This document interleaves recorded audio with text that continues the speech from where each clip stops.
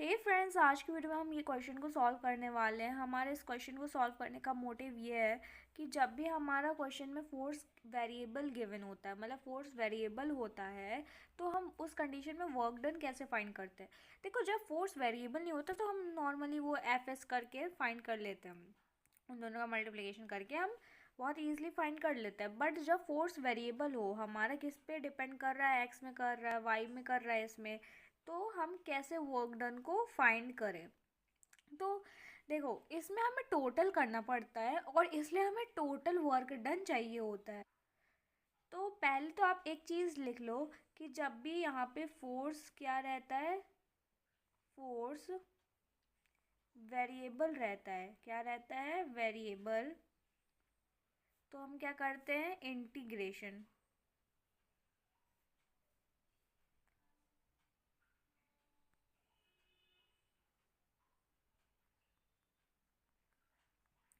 जब भी force variable होता है हम क्या करते हैं? इंटीग्रेशन। अब देखो, जैसे मैंने बताया, हमें टोटल वर्क डन फाइंड करना पड़ेगा। तो टोटल वर्क और इंटीग्रेशन करना पड़ेगा, क्योंकि इंटीग्रेशन में हम क्या करेंगे? लिमिट्स को पुट करेंगे। तो टोटल हमारा आ जाएगा और क्या रहेगा इसमें, जैसे कि मैं बताई ना, एक्स और वाई पे डिपेंड कर रहा है। तो इंटीग्रेशन करने में हम टोटल कर सकते हैं, इसलिए हम इंटीग्रेशन करते हैं इस कंडीशन में। तो ये बहुत ही इंपॉर्टेंट पॉइंट है। जब भी आपका क्वेश्चन में फोर्स वेरिएबल गिवन हो, आप डायरेक्टली इंटीग्रेशन कर दो। ओके। तो वर्क डन टोटल है, तो हम इसमें इंटीग्रेशन किसका करेंगे? स्मॉल वर्क डन का। छोटा मतलब डी डब्ल्यू होगा, मतलब वर्क डन हमारा स्मॉल रहेगा। तो इसको जब हम करेंगे तो ये हमारा क्या आ जाएगा? एफ वेक्टर रहेगा ना, वेक्टर है। तो डी एस। अब ये जो एस है वो डिस्प्लेसमेंट हमारा छोटा रहेगा। डी क्या रिप्रेजेंट करता है? छोटा चेंज। छोटा चेंज को हम क्या कहते हैं? डी से रिप्रेजेंट करते हैं। तो छोटा चेंज होगा डिस्प्लेसमेंट में। मैं यहाँ पे बना रही हूँ, देखो, ये हमारा छोटा सा डिस्प्लेसमेंट रहेगा। तो ये हमारे वाई एक्सिस होगा, डी वाई, और ये क्या रहेगा? D x. तो टोटल क्या हो जाएगा? D S. ये टोटल क्या रहेगा? डी एक्स आई कैप प्लस डी वाई जे कैप, है ना, इन दोनों का टोटल रहेगा। तो हमें क्या मिल जाएगा? छोटा क्या चेंज? डिस्प्लेसमेंट का। तो जब मैंने बताया कि ये, तो इसमें डीएस की क्या वैल्यू आएगी? डीएस की वाई जे कैप। ओके। तो ये चीज़ आप है ना लर्न कर लो, रट लो। तो जब भी हमें डीएस निकालना, डीएस की वैल्यू रखनी होगी, उसमें हम क्या रखेंगे? डी एक्स आई कैप डी वाई जे कैप का एडिशन। तो जैसे मैंने बताया था कि हमें इंटीग्रेशन किसका करना पड़ेगा? एफ और मल्टीप्लिकेशन में डीएस का। तो पहले हम ये वैल्यू फाइंड कर देते, फिर हम इंटीग्रेशन करेंगे। कैसे करेंगे? हम इनकी वैल्यू पुट, देखो, ये पहले हमारा फोर्स है, इसको हम किससे मल्टीप्लाई करेंगे? ये जो हमारा क्या है? डिस्प्लेस, इससे करेंगे, जिस जो मैंने वैल्यू बताई थी आपको की। तो यहाँ पे हम लिख रहे हैं फोर्स का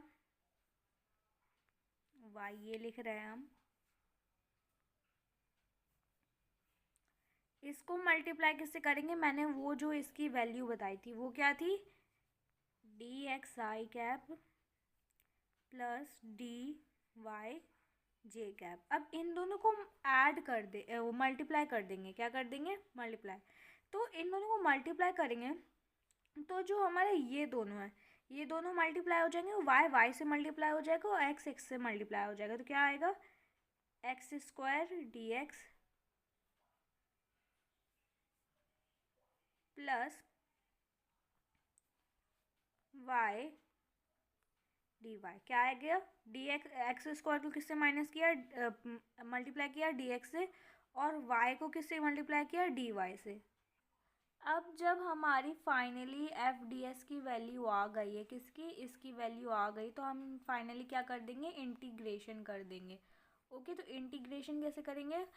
इन दोनों को हम इंटीग्रेशन कर लेंगे सेपरेटली। इसका इंटीग्रेशन अलग, इसके लिए इसका इंटीग्रेशन अलग। इसके लिए आपको इंटीग्रेशन आना चाहिए, नहीं भी आ रहा है तो मैं अभी यहाँ पे आपको क्लियर कर दूँगी कि कैसे करना है। तो पहले अब जब हमने इंटीग्रेशन लगा दिया तो अब देखो लिमिट्स को पुट करना है। तो x में x के लिमिट्स पुट करेंगे, y में y के लिमिट्स पुट करेंगे। तो आपको क्या कैसे पता चलेगा कि किसकी लिमिट्स को हमें पुट करना है ना, किसकी लिमिट्स की वैल्यू पुट करना है। तो देखो d के साथ जो होता है ना हमेशा उसी की लिमिट्स हम पुट करते हैं। किसके साथ? जो d के साथ होता है वो वेरिएबल होता है, वही चेंज करता है। क्या? वही चेंज करता है। जो d के साथ होता है वो वेरिएबल होता है, इसलिए उनकी लिमिट्स को हम पुट करते हैं। तो यहाँ पे हम क्या करेंगे, x में x की लिमिट्स पुट कर देते हैं। वो क्या हो जाएगी 0, और हमारी अपर लिमिट क्या है 3, 0 से लेके 3 तक। और यहीं पे y में क्या है 0 से लेके 2 तक। अब जब इसको हम आगे सॉल्व करेंगे तो यहाँ पे मैंने लिख दिया है। अब देखो इसमें हम क्या कर देंगे, x में ये लिमिट्स को पुट कर देंगे। तो उससे पहले क्या होता है, जब भी ये पावर में दिया रहता है तो क्या करते हैं कि ये क्या हो जाएगा, ये हो जाएगा, इसको हम +1 कर देंगे और डिनोमिनेटर में भी इसका यही पावर जो +1 की है मैं बता दी कैसे करते हैं। देखो 2 में +1 करो तो क्या आ जाएगा 3, और इसको डिनोमिनेटर में भी यही लिख देंगे और पावर्स को यहाँ हम लिख देंगे। प्लस में ऐसे ही हम इसका भी कर देंगे। यहाँ पे क्या है 1 है तो 1 में 1 प्लस कर देंगे तो क्या आ जाएगा 2, तो डिनोमिनेटर में भी 2 लिख देंगे और यहाँ पे लिमिट्स पुट कर देंगे। यहाँ 0 आ जाएगा, यहाँ 2। अब लिमिट्स को हम किस में ले आएंगे, वेरिएबल में पुट कर देंगे। तो क्या आ जाएगा, जब इसमें हम वेरिएबल में पुट करेंगे, अब जैसे कि मैंने इसमें वेरिएबल में पुट कर दी है ये लिमिट्स, और ये सब पुट करने में हमें ये मिलता है। और जब हम इसे सॉल्व करेंगे तो हमें क्या मिलेगा 9 + 2, और जब इसको कर देंगे ऐड तो मिल जाएगा 11 जूल्स। तो इस तरीके से हमारा ये आंसर आ गया है। और क्योंकि ये वर्क डन था, ये एनर्जी हमने फाइंड की, तो ये जूल्स होता है, इसलिए जूल्स हम पुट कर देंगे और आ गया आंसर। Thanks for watching.